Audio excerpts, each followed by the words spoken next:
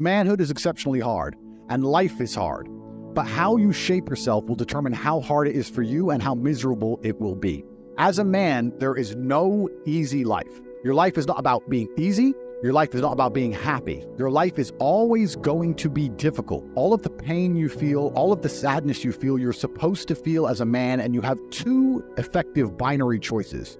You either go through the suffering and go through the trauma and go through the hardship it takes to be a man of value, or you suffer eternity as a nobody. And being invisible, I would argue, is almost worse. You can have a very stress-free life if you work in Starbucks. You don't care about the Starbucks once you clock off. You go home, you play video games, and you exist until you die. That's stress-free, but you have to suffer being a nobody. Alternatively, you can go out there into the world, try and implement your mark on the world, work hard, try to get rich, more money, more problems. You can try and start a business, the stress of that. You can lose your girlfriend because all you're doing is working. This is a new level of stress, a new level of trauma, but at least you'll be a somebody at the end of it. There's two ways to suffer. You either suffer as becoming a somebody, or you suffer as a perpetual and forever nobody. What did Napoleon say?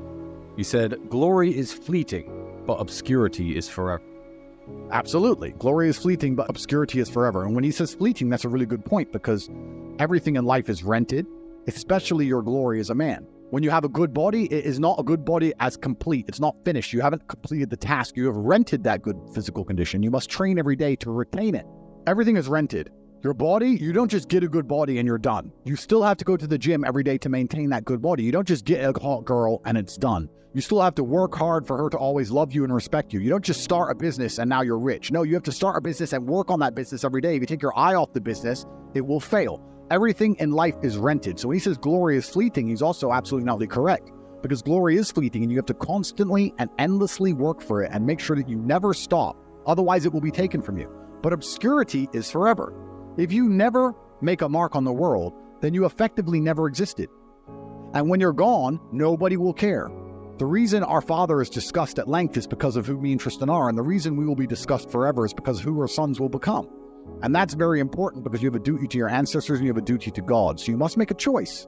And this is a genuine choice for you people at home. Do you want to live in obscurity forever and be invisible and not matter and have an easier life? I would argue that it's not easier, because in your heart and in your soul, you're going to feel guilty knowing you could have been something you're not. Or do you want to try your absolute best and struggle and suffer every day of your life, paying the rent for all of the amazing things around you? We pay endless rent. We pay rent for our bodies. We pay rent for our relationships. We pay rent to keep our kids. We pay rent to keep our business. We pay rent to keep our freedom. Every single day is work to pay the rent. Absolutely never ending. And you have to make that choice. So if you have a pen and paper in front of you, you need to decide, do you want to be invisible with a lower rent bill? Or do you want to be important and work hard and suffer to make sure that the rent is paid? It's a choice you must make, and it's binary, and you must be extremely dedicated towards the decision you finally make. Absolutely everything as a man is your responsibility. It's your responsibility to become your best and brightest version of yourself. And you're not going to do that simply by talking it into existence. You need to live it into existence. You need to go out there and do things which are genuinely difficult, genuinely stressful, which are genuinely scary, so you can become the man you want to be. So you have to take responsibility for these things, and you have to seek them and choose and find the correct difficulties for you to overcome, so you can build a character worth having. I believe that it's pain that teaches. I don't believe men especially can learn any way besides pain.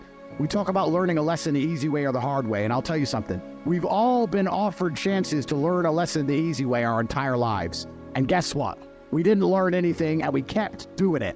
It's natural and intrinsic inside of men. You'll see a man drive a car too fast and almost crash 100 times, and he won't learn his lesson until he's crashed that car. We only learn things the hard way. It's only pain that can teach a man. Every single time something bad happens to me, that's how I see it. I see it as God teaching me to make me more wise, more formidable, a more capable opponent, and that's how you have to approach life.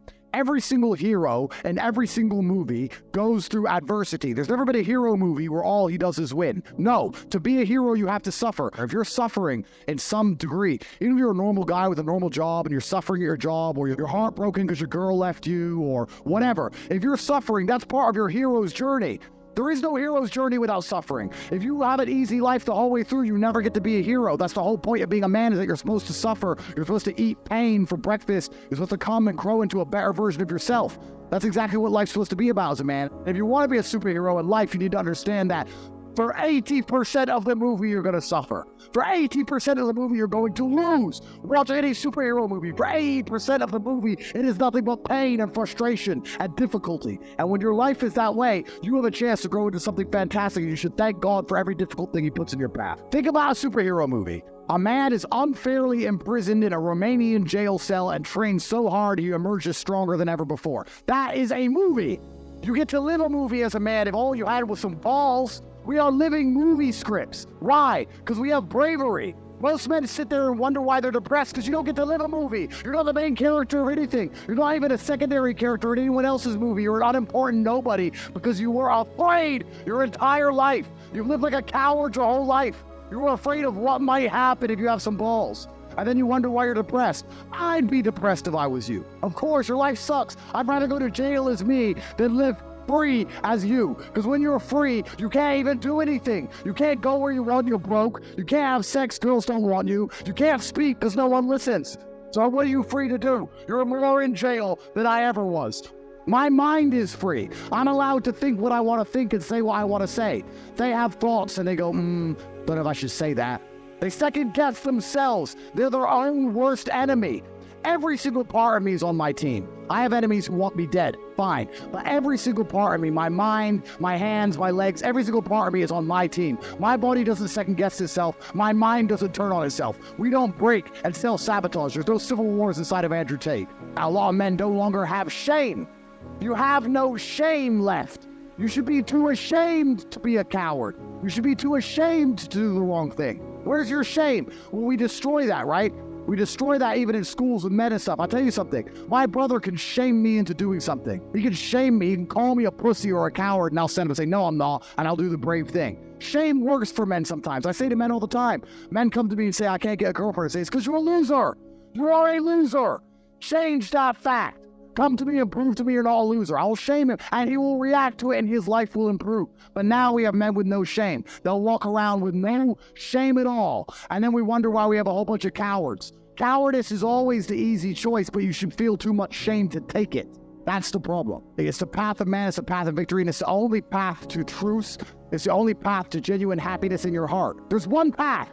There's one. There is one path to happiness, and that is masculine strength, and that is eating pain for breakfast and becoming a better person. The flavor of life is pain. You're trying to change the flavor. You're going to end up disappointed. You're going to end up weak. You're going to end up miserable. Accept the flavor and learn to love it. That's the only path to genuine competence and happiness within yourself as a man.